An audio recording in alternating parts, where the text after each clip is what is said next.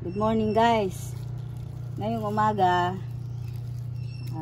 tatanim natin yung kinalyos ko nung isang buwan, nung September 30 yata yon. Mga ano na ito, mga 18 days. Mga 18 days yata ito ngayon. Or more than 18 days. Kasi busy ako eh. Hindi ako na transplant ito. Ngayon, titingnan natin kung may gamot na ito or may ugat. Ginawa ko ito last September 30 yata yun. So, titingnan natin kung may ugat. Kung may ugat, tatanim natin.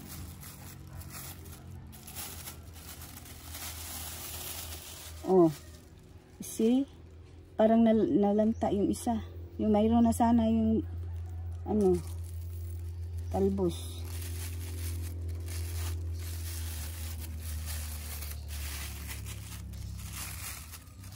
Baka ano ito, failure ito.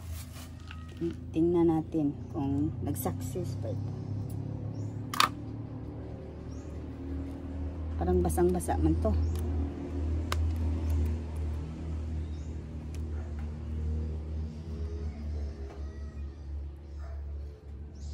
Basa, nag-ulan man.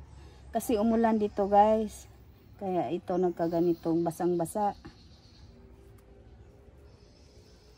Palaging umuulan dito sa amin. Kaya ito nangyari, basang-basa yung binalot ko. Iwan ko kung hindi ito nabulok o kaya may ugat na ito. Tingnan natin lang kung may ugat na.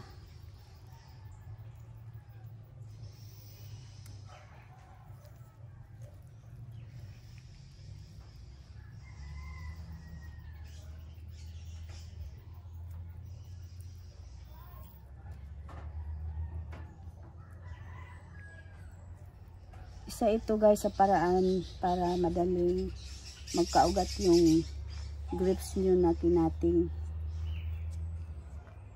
O, tingnan mo guys, o. Yung ugat, o. Lumabas na. Napakataas na ugat niya. Tingnan pa natin dito sa loob.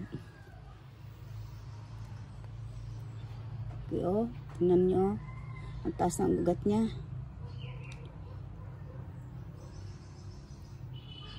Okay, ang daming ugat.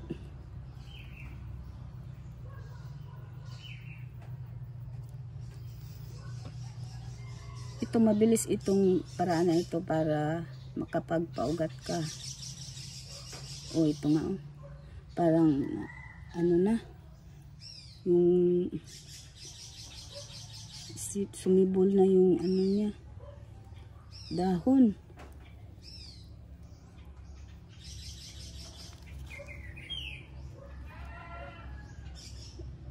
Ito na guys, ito na guys. Tingnan natin kung ilan lang ang nag-success. Ito hindi ito nag-ugat. Ito hindi nag-ugat. Ito may ugat. May ugat ito.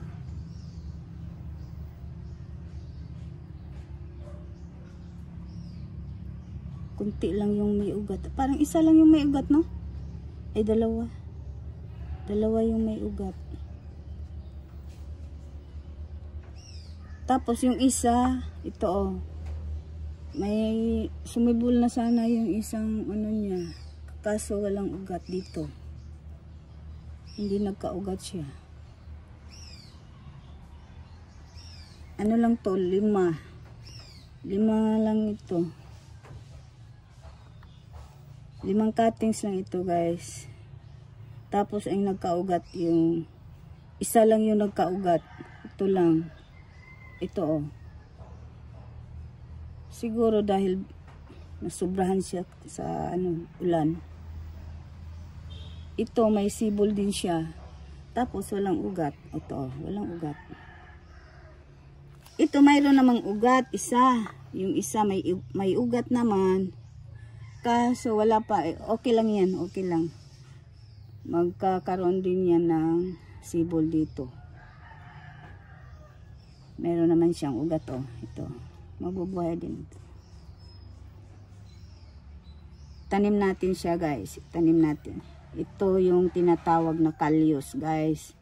Ito, madali lang mag-ugat. Mga 15 to 18 days lang. Magkaugat na siya. Kaso lang ito, palaging umuulan dito eh. Kaya yung parang na yung iba na over sa basa siguro. Ito guys, itatanim na natin yung pinaugat ko na Callius, cuttings ko ng grapes. Ito guys, red cardinal ito. Red cardinal na variety ito guys. Itatanim natin yung i-ano mo lang doon, ibaon mo yun ng konti. Tapos i-ano mo yung ugat. Tabunan mo ng konti din. Huwag mong idiin ng maigi. Ano mo lang yan. Tabunan mo lang ng konting lupa. Yung soil. Mabubuhay na yan. Tatlo yung lang guys. Tatlo yung nagkaugat. Ito, nagkaugat din ito pero wala pang sibol. Okay lang yan. Mabubuhay din. May ugat naman yan.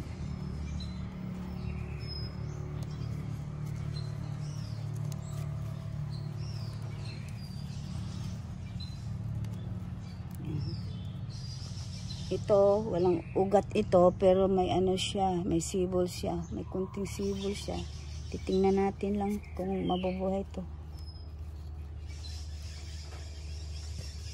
I-update ko kayo guys pag nabuhay ito guys.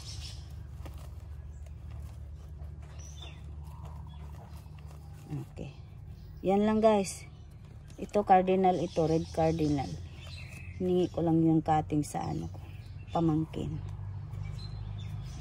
Pag nabuhay yan, i-update ko kayo guys. Pagkatapos guys, niya, diligan nyo. Para mabasa naman yung soil niya sa baba. Ayun sa niya, may ugat niya. Okay guys. Yun lang ang natin ngayon. Ito Callius to guys, Callius na paraan para madaling mabuhay yung grapes niya. Ito guys, ito tinoso ko lang ito. Yun, nagkaroon na siya ng sibol. Pero mamaya ko na ito i-transfer ko ito sa kanyang parang ganito. May yung sa bag niya. Transfer ko to pag nagkaugat na ito. Pag malaki na yung niya. Baka wala pa yung ugat sa ilalim. Ito, ko yan. Direct lang pagkatanim ko niyan. Hindi ko kinalyos. Ito kinalyos ko ito guys. Okay. Ito guys, diligan natin. Pagkatapos yung i-transplant ito, ripat, ay transplant natin. Diligan nyo para mabasa naman yung ugat niya. Para may siya mabuhay. Ito may mix ito ng rice ng hugas-bigas guys. Lagyan ko yan. Okay guys. Yan lang ang topic natin ngayon guys. Please subscribe guys.